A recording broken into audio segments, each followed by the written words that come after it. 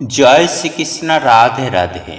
নমস্কার বন্ধুরা, আমি আশা করি আপনারা সকলেই ভগবান বা ঈশ্বরের কৃপায় ভালো আছেন, সুস্থ আছেন। বন্ধুরা, আপনি যদি লাইফে কিছু শিখতে চান বা জানতে চান, তাহলে চ্যানেলটি সাবস্ক্রাইব অবশ্যই করুন। বন্ধুরা, আগামীকাল পাপমোচিনী একাদশীর দিন। খেতেতে মরে গেলেও ভুলেও খাবেন না এই 5টি খাবার, নতুবা সারা জীবন আপনারা রোগে ভুগবেন, জ্বলে মরবেন। হ্যাঁ, আপনারা একেবারে ঠিকই শুনছেন। বন্ধুরা, পাপমোচিনী একাদশীর পবিত্রতম দিনে আপনি যেমন কর্ম করবেন, সেই কর্মের ফল আপনাকে সারা জীবন ভোগ করতে হবে।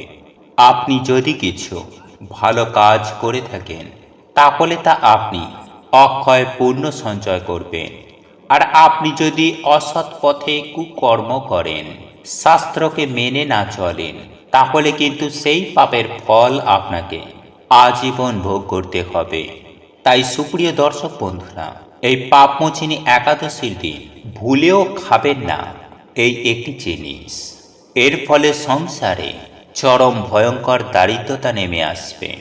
তাই বন্ধুরা, আজ আমি আমার এই ভিডিওটির মাধ্যমে আপনাদেরকে জানিয়ে দেব যে এই পবিত্র পাপমোচিনী একাদশীর দিন কোন খাবারগুলি খাওয়া একেবারে অনুচিত এবং কোন খাবারটি খেলে আপনি অখণ্ড সৌভাগ্যের অধিকারী হতে পারবেন সেই প্রসঙ্গে, যেগুলি 99% মানুষের জীবনকে তছনছ করে থাকে আর আপনার জীবনে সমস্ত রকম চতুর্দিক থেকে সমস্যা দুর্ভোগকে টেনে নিয়ে আসতে পারে।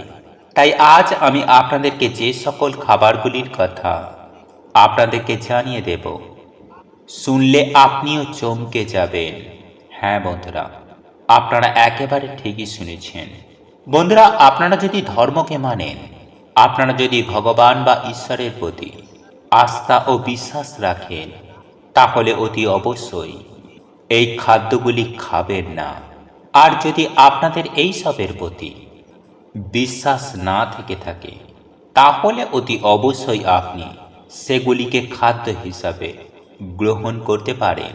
তবে আমি আপনাদের এটুকু সুনিশ্চিতভাবে গ্যারেন্টি দিয়ে বলতে পারি যে পাপমোচিনী একাদশীর দিন এই খাদ্যগুলি খাওয়ার ফলে আপনাদের জীবনে অধঃপতন নেমে আসবে। তাই এই প্রসঙ্গে বিস্তারিত জানার আগে আপনাদের বলে রাখি, আপনি যদি আমাদের এই চ্যানেলে নতুন হয়ে থাকেন, তাহলে চ্যানেলটি অবশ্যই সাবস্ক্রাইব করুন এবং পাশে থাকা নোটিফিকেশন বেল আইকনটি ক্লিক করুন। কারণ আমি বিভিন্ন প্রকার তন্ত্র মন্ত্র, বশীকরণ, টোটকা, বাস্তু টিপস, জ্যোতিষশাস্ত্র, পুজো আরাধনা এবং ব্ল্যাক ম্যাজিক করা নিয়ে নিত্য নতুন ভিডিও আপলোড করে থাকি, যা প্রয়োগ করার মাধ্যমে আপনার জীবনে থাকা সকল প্রকার সমস্যার সমাধান হয়ে যাবে। চলুন এবার মূল আলোচনায় প্রবেশ করা যাক। তবে মূল আলোচনায় প্রবেশ করার আগে আপনারা যদি স্বয়ং পরমেশ্বর ভগবান শ্রীকৃষ্ণকে ভালোবেসে থাকেন, তাহলে জয় শ্রীকৃষ্ণ, রাধে রাধে লিখে কমেন্ট অবশ্যই করবেন। দেখবেন প্রভু শ্রী হরির আশীর্বাদ ও কৃপা দৃষ্টি আপনাদের সঙ্গে সাথে থাকবে। বন্ধুরা, আপনারা প্রত্যেকেই জানি এই পবিত্র পাপমোচিনী একাদশী আমাদের জীবনে কতটা গুরুত্বপূর্ণ।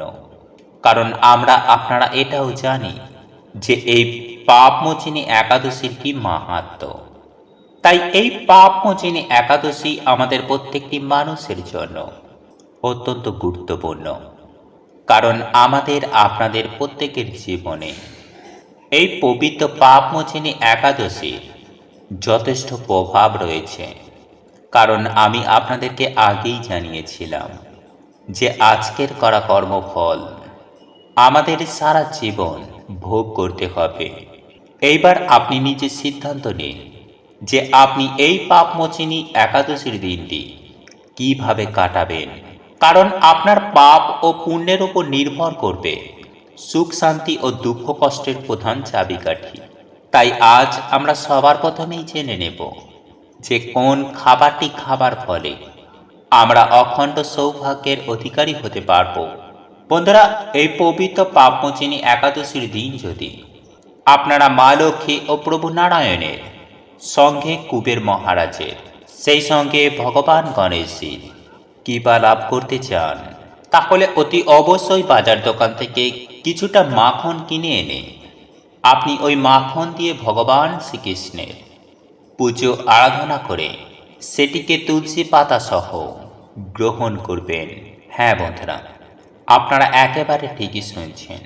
বাজার দোকান থেকে মাখন কিনে এনে তাতে অল্প পরিমাণে মিছরি মিশিয়ে এবং তাতে তুলসী পাতা দিয়ে আপনারা যদি প্রভু নারায়ণকে সেবা দিতে পারেন এবং তারপর সেটিকে প্রসাদ স্বরূপ গ্রহণ করতে পারেন, তাহলে আপনি সুনিশ্চিত হয়ে যান যে আপনি অখণ্ড সৌভাগ্যের অধিকারী হয়ে গেছেন।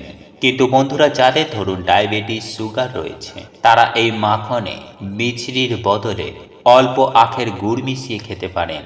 বন্ধুরা, হিন্দু শাস্ত্র মতে এই পাপ মোচিনী একাদশীর দিন যে ব্যক্তি মাখন খান, সেই ব্যক্তির ওপর স্বয়ং পরমেশ্বর ভগবান শ্রীকৃষ্ণের ও মাতা লক্ষ্মীর তথা কুবের মহারাজের ও ভগবান গণেশজি অত্যন্ত প্রসন্ন হন এবং দুই হাত ভরে সেই ব্যক্তিকে অখণ্ড সৌভাগ্যের অধিকারী হবার আশীর্বাদ প্রদান করে থাকেন। বন্ধুরা, বিভিন্ন ধর্মগ্রন্থ ও পুরাণে বর্ণিত রয়েছে যে এই পবিত্র পাপমোচিনী একাদশীর দিন যে ব্যক্তি মিছরি ও তুলসী পাতা সহযোগে মাখন সেবন করেন, সেই ব্যক্তির সমগ্র জীবনে তথা সেই ব্যক্তির পরিবারে সারা জীবন ধনধান্যে তথা ধন সম্পত্তির বৃষ্টি হয়ে থাকে। অর্থাৎ সেই পরিবারে আর্থিক দিক থেকে কোনরূপ সমস্যা কিন্তু আর কখনোই মাথাচাড়া দিয়ে ওঠে না। সুপ্রিয় দর্শক বন্ধুরা, এরপর আমি আপনাদেরকে জানিয়ে রাখি যে পাপমোচিনী একাদশীর পবিত্রতম দিনে কোন কোন খাবারগুলি খাওয়া একদমই অনুচিত, বিশেষ করে কোন কোন খাবারগুলি খেলে জীবনে একেবারে অধঃপতন নেমে আসবে। বন্ধুরা, এই পবিত্র পাপমোচিনী একাদশীর দিন অনেকেই এই সব খাবারগুলি খেয়ে থাকেন, কিন্তু তাদের ক্ষেত্রে দেখা যায় কম বেশি সমস্যা হয়। তারা জেনে অথবা না জেনে এই সব দিনগুলিতে অর্থাৎ এই রকম পবিত্র দিনে বিভিন্ন প্রকারের আহার গ্রহণ করে থাকেন, যার ফলে তাদের জীবনে সমস্যা কিন্তু দিন প্রতিদিন তিলে তিলে বাড়তে থাকে। তাই তারা কঠোর অক্লান্ত পরিশ্রম করার পরেও কখনো আর্থিক দিক থেকে উন্নতি করতে পারে না। তাদের সংসারে সদা সর্বদাই অভাব অনটন দারিদ্রতা লেগেই থাকে। তাই কোনোভাবেই এই পবিত্র পাপমোচিনী একাদশী চলাকালীন আমার বক্তব্য অনুযায়ী আপনারা এই খাবারগুলি গ্রহণ করবেন না, অর্থাৎ এই খাবারগুলি খাবেন না। তবে আপনারা নিরামিষ আহার গ্রহণ করতে পারেন, কিন্তু এমন কিছু কিছু জিনিস আছে যে জিনিসগুলি কখনোই আপনি করবেন না। নিরামিষ আহার গ্রহণ করলেও সেই জিনিসগুলি কিন্তু একেবারেই গ্রহণ করা যাবে না। তাই আজ আমি আপনাদেরকে একেবারে প্রথমে যে খাবারটির কথা বলবো তা হলো আমিষ আহারের মধ্যে মাছ, মাংস, ডিম, পেঁয়াজ আপনারা ভুলেও এই দিন গ্রহণ করবেন না। হ্যাঁ বন্ধুরা, আপনারা একেবারে ঠিকই শুনেছেন। সেই সঙ্গে সঙ্গে সজনে ডাঁটা কোনোভাবেই কিন্তু এই দিন আপনারা গ্রহণ করবেন না। এগুলি খাদ্য হিসাবে গ্রহণ করলে আপনার জীবন একেবারে তছনছ হয়ে যেতে বেশি সময় লাগবে না। তাই অতি অবশ্যই যত্ন সহকারে এই পবিত্র পাপমোচিনী একাদশীর দিনটি পালন করুন। বন্ধুরা, এরপর বলবো যে কোনোভাবে আপনারা কোনো পোড়া জাতীয় কোনো খাবার ভুলেও গ্রহণ করবেন না। আর আপনারা যদি কোনো পোড়া জাতীয় খাবার এই একাদশীর দিন গ্রহণ করে থাকেন, তাহলে আপনাদের যে ভাগ্য বা কপাল পূর্বে সেটি আমি আপনাদেরকে সুনিশ্চিতভাবেই বলতে পারি। বন্ধুরা, এরপর তৃতীয়ত যে খাবারটির কথা বলবো তা হলো কেক জাতীয় খাবার। হ্যাঁ বন্ধুরা, আপনারা একেবারে ঠিকই শুনছেন, কারণ আপনারা প্রত্যেকেই জানি যে কেকের মধ্যে ডিমের ব্যবহার করা হয়ে থাকে। তাই আপনি যদি এই দিন কেক জাতীয় কোনো খাবার গ্রহণ করেন, তাহলে আপনার এই পবিত্র একাদশীর দিনটি সুষ্ঠুভাবে পালন করা হবে না। তাই কোনোভাবে কোনো পরিস্থিতিতে ডিম ব্যবহার করা কেক আপনারা গ্রহণ করবেন না। বন্ধুরা, এরপর যে খাবারটির কথা বলবো তা হলো পঞ্চরবি শস্য।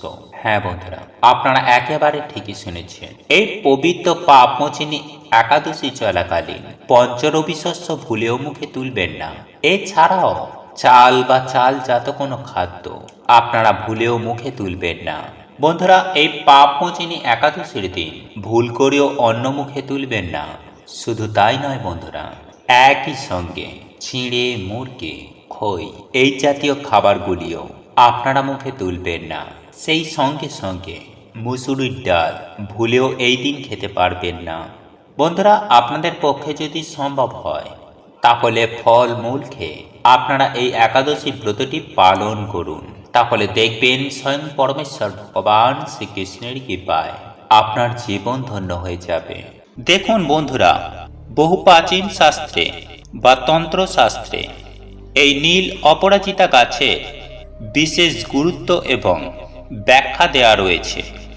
এবং একই সঙ্গে আমি আপনাদেরকে জানিয়ে দেব যে এই নীল অপরাজিতা গাছে ফুল মা দুর্গার এবং দেবাদিদেব মহাদেবের অতি প্রিয়।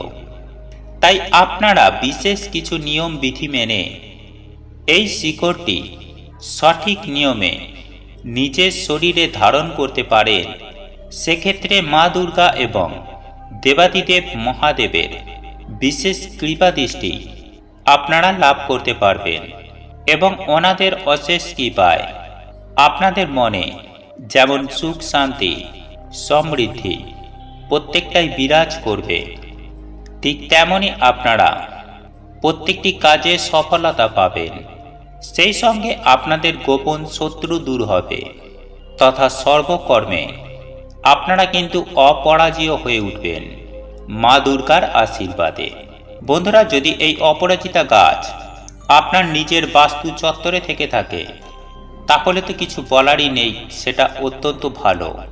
আর যদি না থেকে থাকে তাহলে একটু আপনাদেরকে কষ্ট করে এই নীল অপরাজিতা গাছের শিকড় কিন্তু সংগ্রহ করতে হবে এবং সেটি শুক্রবার দিন অথবা সোমবার দিন আপনারা নিজের গৃহে নিয়ে আসবেন এবং সন্ধ্যার সময় সন্ধ্যা আরতি করার পর সেই শিকড়টি ভালো করে গঙ্গা জল দিয়ে ধুয়ে আপনারা তাতে অল্প করে শ্বেত চন্দন মাখিয়ে দেবেন এবং মনে মনে একটি মন্ত্র উচ্চারণ করবেন। আর সেই মন্ত্রটি হল ওম নমঃ শিবায়, ওম নমঃ শিবায়, ওম নমঃ শিবায়। বন্ধুরা, এই ওম নমঃ শিবায় মন্ত্রটি আপনারা 108 বার জপ করবেন এবং সেই শিকড়টিতে এবং শ্বেত চন্দন লাগানোর পর ধূপ এবং প্রদীপ জ্বালিয়ে ওই শিকড়টির ওপর 3 বার ঘোরাবেন এবং এই মন্ত্র জপ হয়ে যাওয়ার পর আপনারা ওই শিকড়টি মহাদেবের চরণে একবার স্পর্শ করাবেন।